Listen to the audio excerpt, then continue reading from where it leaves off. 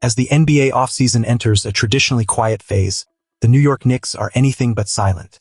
With a glaring issue in their center rotation, the question arises, are the Knicks preparing to make a significant trade to bolster their roster? I'm Brock, and today we dive deep into the Knicks' potential moves and the assets they have at their disposal. I want to hear from you. Where are you watching from, and what do you think about the Knicks' direction? Don't forget to subscribe and share your thoughts in the comments.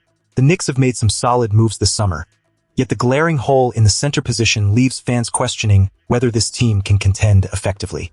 The free agent market is limited, with most available players either past their prime or too inexperienced. This leads us to speculate.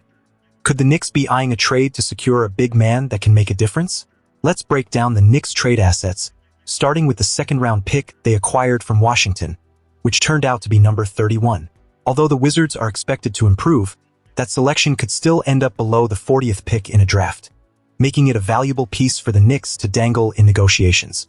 Next, we consider Tyler Kolek, a 6'2" guard who averaged 6.9 points and 4.4 assists in limited minutes. While he showed flashes of potential, his trade value appears low. He's 25, shooting just 36% from three-point range for his career, and lacks the explosiveness that teams often desire. While he might get the Knicks a second-round pick, he certainly won't be the centerpiece of any major trade. Moving on to Pakem Dadiet, the appeal here lies in his size and potential. Standing at 6'9", he was a first-round pick just 2 years ago but has played sparingly. At only 21, some teams could still see the potential for him to contribute as a rotation player if he develops his shooting and defensive skills. For teams looking for a project, Dadiet could be an intriguing option. However, it gets interesting when we consider the Knicks' future draft picks. The 2030 draft swap could hold significant weight. If the Knicks extend Karl-Anthony Towns and Jalen Brunson, both will still be under contract 4 years from now. While they may be entering their 30s, if the Knicks manage to surround them with talent, they could still be a playoff team. This diminishes the value of a 2030 pick swap, but it also presents an opportunity for a team willing to gamble on New York's decline. Then we have Miles McBride, who is arguably the Knicks' most valuable trade asset outside their top-tier players. He's on the brink of his prime and is known for his shooting ability and solid defense. However, his contract is expiring, and he's due for a pay raise, which might deter teams looking to acquire him. Though he has shown flashes of on-ball creation, he hasn't consistently proven himself as a lead guard. His height can be a liability defensively, as he often struggles against taller opponents.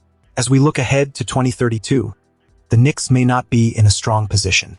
The prospect of trading for swaps in future drafts could entice other teams, especially if the Knicks' performance declines. However, the uncertainty of those picks creates a gamble for the teams involved.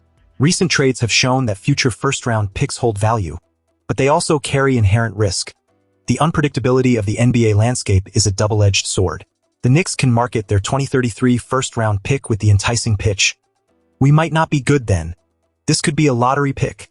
This is the type of strategic thinking that the front office needs to capitalize on if they're looking to make bold moves. In conclusion, the Knicks are at a critical junction this offseason. With their center rotation in dire need of help, will they strike while the iron is hot? Will they leverage their assets effectively to secure a player who can make a tangible difference? The coming weeks will be crucial. Fans, I want to know your thoughts. How do you feel about the Knicks trade possibilities? Share your opinions in the comments below.